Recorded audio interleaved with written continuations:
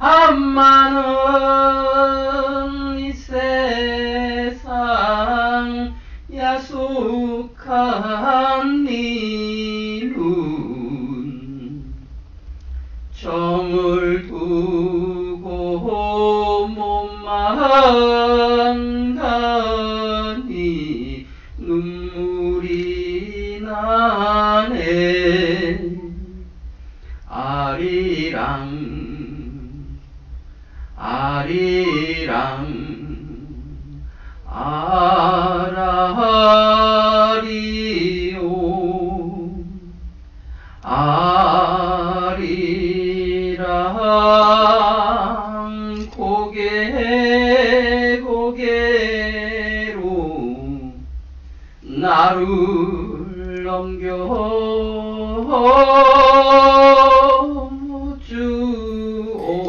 Quelle est l'image qui t'a le plus marqué dans la filmographie de Kim Ki-duk? L'image. Alors, du coup, il a dit... Ouais. J'allais dire un plan ou quelque chose qui t'a marqué. Alors, quelque chose qui m'a marqué dans le cinéma de Kim Ki-duk, il y a énormément de choses. Et quand tu demandes une image, ça va être compliqué parce que Kim Ki-duk, ça fait partie de ses réalisateurs, un peu comme Carax, qui a été une de ses influences quand il a découvert le cinéma. C'est-à-dire que dans ses films, il y a toujours 2-3 scènes qui survolent l'ensemble du film et qui te marquent justement après la vision du film. Il y a toujours des évocations très fortes, souvent teintées de violence, mais également de beaucoup d'amour et de douceur. C'est toujours le petit côté ambivalent de Kim Ki-duk. On a souvent parlé effectivement de son côté extrêmement violent, ce qui est le cas. Mais il y a également beaucoup de tendresse dans son cinéma. Alors, je partirais d'un de ses premiers films, tout simplement, de son premier film qui s'appelle Crocodile, qui est sorti en 96, et les scènes aquatiques. Donc, le film parle de marginaux qui vivent sur les bas-côtés du fleuve Han. Et donc, ce sont des sans domicile fixe qui vivent dans des tentes, etc., qui vivent de petits larcins. Et dans le film, il y a 3-4 scènes qui sont filmées dans cette rivière avec une superbe lumière bleutée, où justement toute la violence du monde sur Terre est complètement balayée par cette espèce de vie qui ressemble à une sorte de baptême et de renaissance. Parce qu'on verra que la religion est vraiment une thématique primordiale chez Kim Ki-duk. Et donc, tous ces multiples plans du film Crocodile qui sont tournés dans le fleuve, c'est très poétique, c'est comme une peinture vivante qui illumine complètement la noirceur globale du film. Donc, c'est par cette image que je commencerai cette émission sur Kim Ki-duk. On a l'impression que lorsqu'on voit ces films, quand il fait un film, on a cette impression que sa vie en dépend. C'est très très bizarre comme sensation que j'ai quand j'ai découvert ces films récemment. J'ai l'impression que, et c'est pour ça que d'ailleurs je sens qu'il n'y a pas un film qui se ressemble. Ils sont tous assez très particuliers, même si parfois il y a les mêmes thématiques qui reviennent assez souvent. Mais j'ai l'impression que chaque fois qu'il fait un film, c'est comme si sa vie en dépendait. Il va très très loin dans l'obsession. Dans la manière de travailler la durée de ses plans, avec pas mal de climax. Je sens que c'est une œuvre d'écorché vif, celle que nous a fournie Kim Ki-duk. Ouais, c'est complètement ça. Et effectivement, il y a des récurrences dans l'ensemble de ses films, de sa filmographie, où déjà ce qui est intéressant de voir, c'est que il parle souvent de marginaux. Ce qui maintenant est assez commun dans le cinéma coréen actuel. On parle beaucoup de marginaux, de laissés pour compte, mais ce qui n'était pas forcément le cas au milieu des années 90 quand Kim Ki-duk a commencé à faire des films. Il y a quelques classiques du cinéma des années 70. Je pense notamment à Road to Sampo de Lee Man-hee, qui est une sorte de road movie sur des laissés-pour-compte de la société sud-coréenne.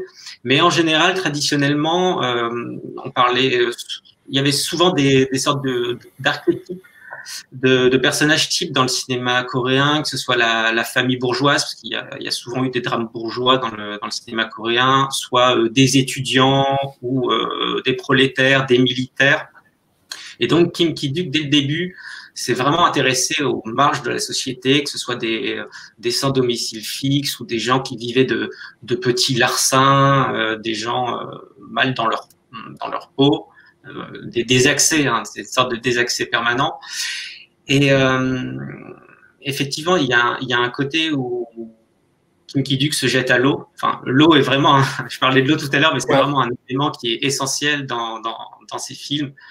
Et il y a une sorte de ce qu'on peut penser comme une dénonciation déjà de la société coréenne, mais par extension l'ensemble de la société, puisque dans la plupart des films de Kim Ki-duk sont très très noirs et parlent de l'impossibilité de vivre ensemble sans que tout en fait ne dérive vers la violence envers les autres, mais également envers soi-même. Les scènes d'automutilation sont assez fréquentes dans les films de Kim Ki-duk. Et sauf que c'est pas uniquement la société qu'il critique ou dont il expose le fait qu'en fait toute vie en société est par nature violente.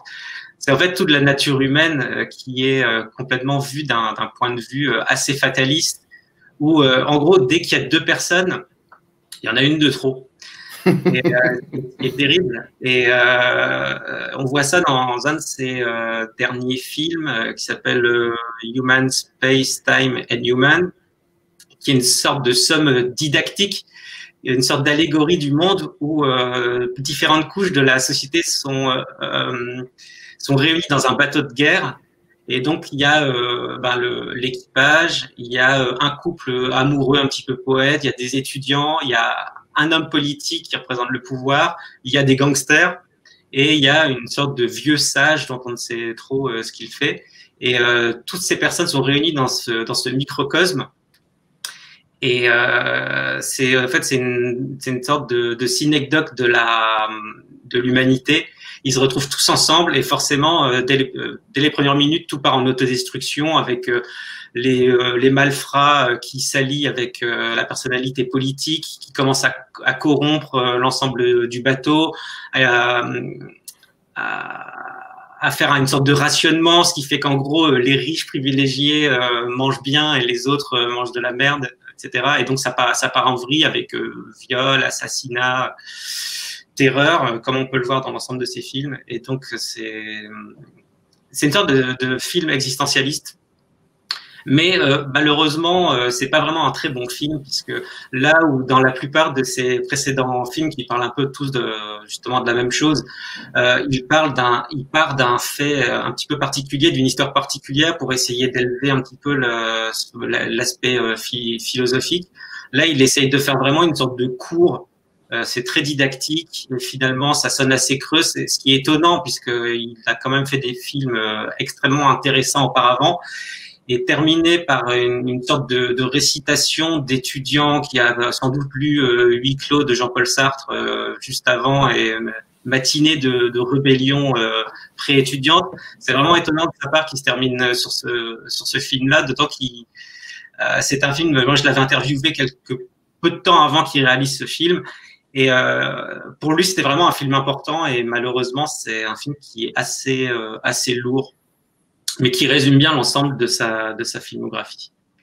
Il a réalisé combien de films approximativement? Le total se porte à 24 longs métrages de lui-même et il a également écrit 5 ou 6 autres films et qui ont été réalisés par d'autres personnes. C'est une filmographie quand même qui est assez monstrueuse. 24 oui, films. Effectivement, une filmographie après qui se scinde en 2 périodes. La période 96-2008, où il faisait quasiment un film par an. Et ensuite, il a fait une pendant 3 ans, puisque le film de 2008 qui s'appelle Dream, il y a eu un accident où l'actrice principale a failli mourir pendant le tournage lors d'une scène de pendaison où elle a vraiment failli mourir.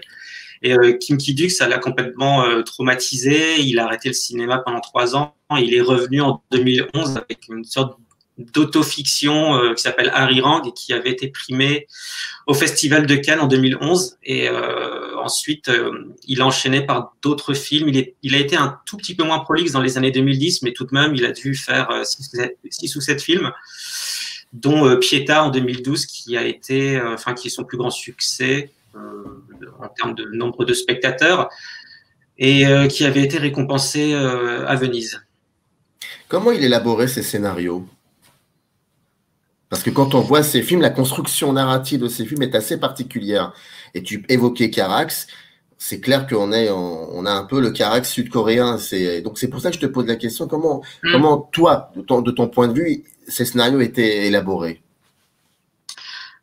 Alors, il faut savoir que Kim Ki-duk est un autodidacte complet, et là, je pense qu'une parenthèse biographique semble assez nécessaire. Je t'en prie.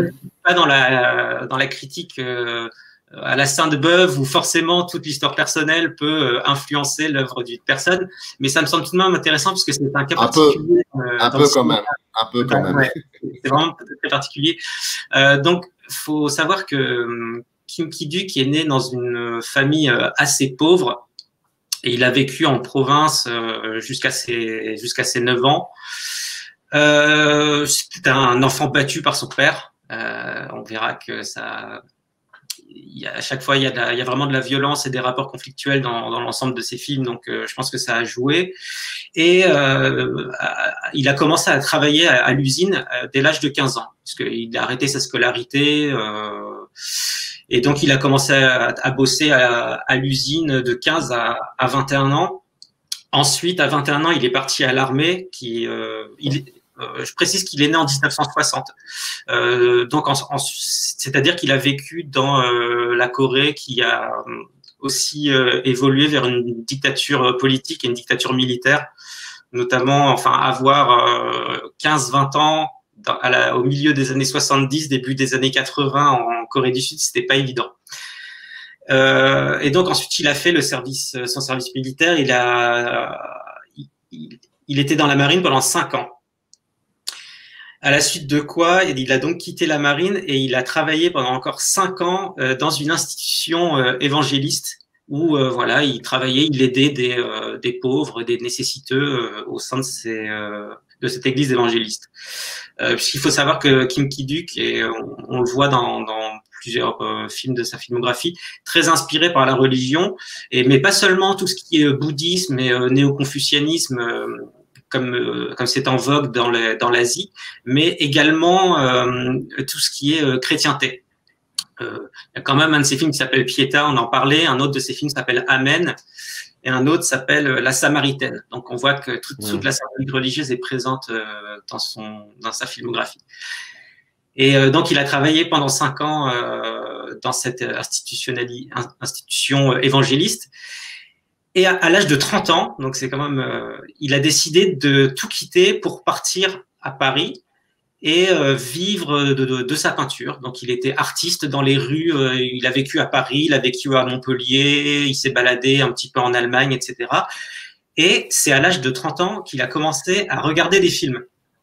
Alors, j'ai lu plusieurs interviews et j'ai jamais su s'il n'avait jamais vu de film avant l'âge de ses 30 ans.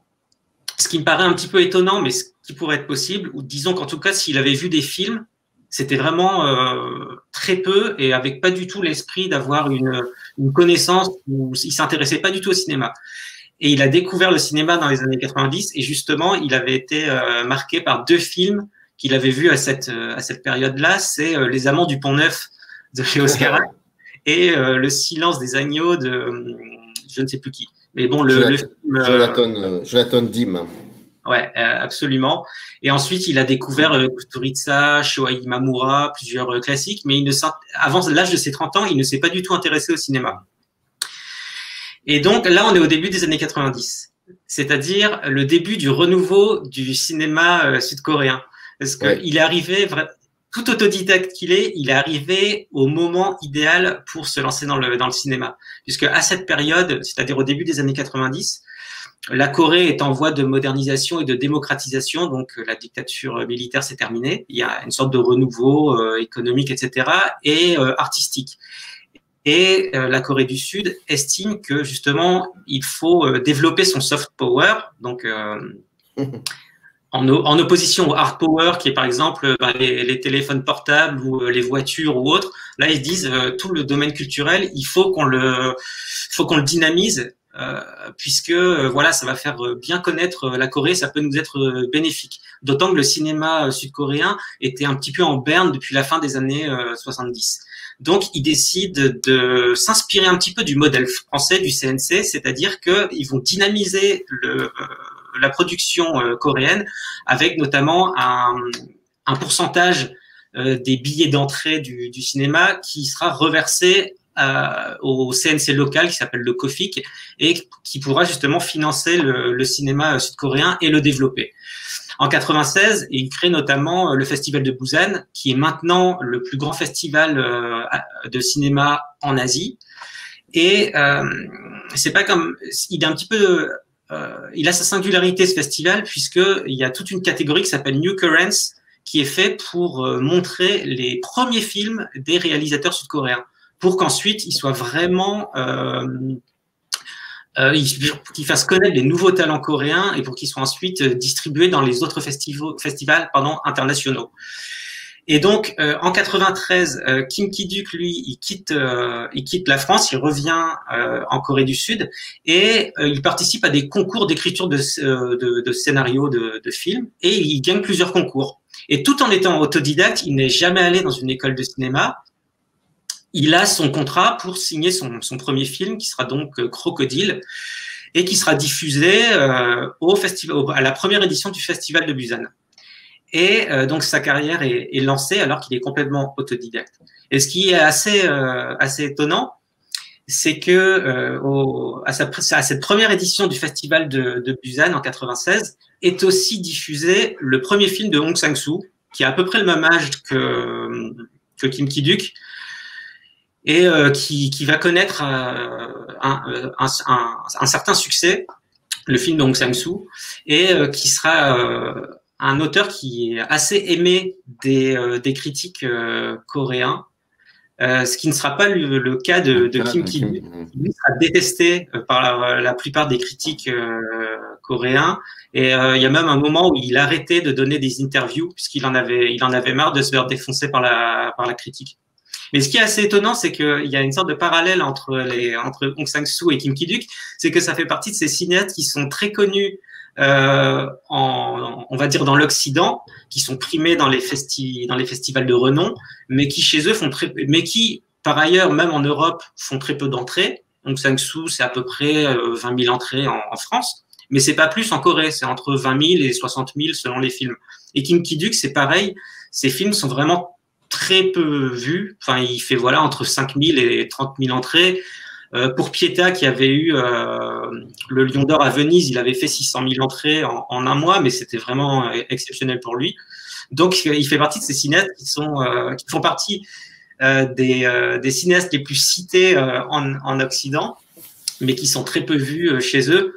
Ce qui n'est pas le cas d'autres cinéastes qui ont explosé justement avec cette nouvelle vague coréenne comme Park Chan-wook ou Lee Chang-dong ou Bong Joon-ho, qui eux ont vraiment des films à succès dans les festivals européens, mais qui également explosent des barres des 5 millions ou des 10 millions en Corée du Sud. Donc Kim Ki-duk, c'est un petit peu un mauvais rejeton qui n'a jamais vraiment été aimé en Corée du Sud, même si le succès de Pieta leur a fait plaisir. Il a toujours eu un rapport conflictuel avec la Corée, mais vu la façon dont il en parle, ça m'étonne pas parce qu'il a vraiment une vision très très noire de la société et de la Corée en particulier. Et donc, mais alors, donc ça, c'était par rapport à sa biographie que tu voulais absolument, et je comprends. Et donc, on comprend mieux maintenant la manière qu'il avait d'élaborer ces scénarios qui sont sa construction narrative est très fragile, un peu disloquée, très noire surtout. Et est-ce que c'était quelqu'un qui comment dire, euh, il était autodidacte, donc la réponse, je devrais l'avoir ça. Ces scénarios, comment étaient élaborés ces scénarios? Comment il les construisait? Est-ce qu'il y avait une manière très classique ou c'était quelque chose, où c'était quelques lignes comme ça, quelques idées, et puis sur le tournage, tout se passait sur le tournage, pendant le tournage, pardon. Alors ça, je ne sais pas, je n'ai pas lu d'interview de lui où il parlait vraiment de son processus créatif. En tout cas, à part un ou deux films où il a eu beaucoup de budget, en général, ses budgets étaient assez restreints et surtout, il tournait assez rapidement avec peu d'acteurs. Pieta a été tourné en 10 jours, par exemple, parce qu'en général, il s'arrangeait pour qu'il y ait très peu d'acteurs dans ses films. Il y a souvent des huis clos, en fait. Souvent, il y a très peu de décors. Mais à mon avis, alors je ne sais pas s'il y avait des parts d'improvisation dans ces films. Je ne pense pas. Je pense qu'à peu près tout est écrit. Je pense qu'il part d'idées très simples qui parfois peuvent faire penser à des contes et qui déroulent là-dessus. Des contes d'une certaine noirceur. Enfin, il peut y avoir beaucoup de péripéties dans ses tout premiers films. Je pense notamment à son premier Crocodile, qui est une sorte des Amants du Pont-Neuf, mais à Séoul. Et Wild Animal, qui a été tourné à Paris, où là, ça parle d'artiste peintre, justement. Donc là, il s'est inspiré de sa biographie textuellement. Mais au fur et à mesure, surtout dans les films qu'il a fait dans les années 2000, les scénarios, souvent, on peut les expliquer en une phrase. Et il part souvent, je pense, de concepts un petit peu métaphysiques. Et ensuite, ces films déroulent là-dessus. C'est une sorte de démonstration, je pense, d'un état d'esprit. Je vois ça comme ça. Qu'est-ce qui te touchait, toi, dans ces films? Alors, ce qui me touche dans ces films, c'est que il part vraiment d'éléments très très minces, des histoires souvent très simples, mais qui parlent de rapports humains qui peuvent être conflictuels. On parle souvent de la violence, mais je pense qu'on oublie souvent qu'il y a quand même aussi beaucoup d'amour et beaucoup de poésie dans ces films. Et qu'il a surtout été violent dans ses tout premiers, et même à partir de 2002-2003, je pense que ses films sont beaucoup plus sages et qu'il part dans des abstractions qui sont beaucoup plus grandes. Même si dans les années 2010, il a repris son côté coup de poing dans la tête pendant tout un moment où il était justement assez pointé du doigt pour sa violence. En fait, c'est à ce moment-là où il y en avait quasiment plus. Et ce qui me frappe, voilà, c'est c'est partir d'éléments pour des histoires très très très simples et avoir ces images très évocatrices. Je parlais tout à l'heure des plans aquatiques de son premier film, mais ça peut être notamment dans le film L'Arc, qui se passe en quasi-intégralité sur un petit bateau. La scène finale avec cette jeune fille en robe de mariée sur un bateau avec une flèche qui atterrit entre ses jambes, etc. Il a des images qui sont vraiment très puissantes. Et en fait, avec peu de choses, il arrive toujours à avoir l'image qui fait mouche. Et je pense que cette puissance qu'il arrive à avoir, elle est encore plus exacerbée dans 4 ou 5 de ses films où les personnages sont quasiment mutiques, ou voire sont mutiques. Et le fait qu'il n'y ait pas de parole dans quelques-uns de ses films, ou très peu de paroles, fait qu'on est beaucoup plus focus pour essayer de suivre le film. et qu'on fait vraiment partie du film et qu'on est vraiment plus impliqué. Et il y a un côté très voyeur qu'il a commencé à avoir dans Lille, un de ses films qu'il a tourné en 2000, où là, le spectateur, et c'est une sorte de huis clos dans une sorte de petit village aquatique de pêcheurs, où en gros tu peux louer une petite, c'est des mini maisons mais qui font genre 5 mètres carrés quoi, où tu dors et où tu pêches toute la journée. Et là il y a un côté voyeur qui sera réutilisé dans d'autres de ces films. Bon, on a l'impression qu'on est vraiment dans le film et qu'on suit ces personnages, qu'on les scrute. Qu'on fait partie de la création même du film. C'est interactif, en quelque sorte. Tu as une sensation d'interactivité. Oui, parce que en général, quand on est dans une posture un petit peu de voyeur, souvent on est passif, on voit les choses, mais tout de même avec une distance. Et lui, la façon dont justement il joue avec ça, on a quand même l'impression de faire partie de l'histoire. C'est assez étonnant. Et comment il travaillait ses cadres, ses compositions? Parce que tu disais qu'il avait surtout été à la base, qu'il était à la base un peintre. Et moi, ça m'intéresse de savoir, voilà, et ça m'intéresse de savoir si dans les compositions de ce cadre, est-ce qu'il y avait quelque chose qui pouvait faire penser à la peinture, à ses peintures en tout cas? Alors au niveau du cadre. Alors il y a certains plans qu'on peut imaginer, qu'on peut prendre comme des tableaux, ça c'est certain. Mais je pense qu'on peut aussi parler de la sculpture et pas forcément de la peinture. Quand on voit parfois des plans où les personnages, la façon dont les personnages sont agencés, on a parfois l'impression de voir des sortes de sculptures humaines. Sachant qu'après, lui, il cite aussi plusieurs peintres dans ses films. Egon Schiele, notamment, qui est cité à 2 ou 3 reprises. On voit ses livres, etc. Et ça dans Bad Guy, dans aussi Birdcage Inn, qui sont deux de ses premiers films, où Egon Schiele est textuellement cité. Et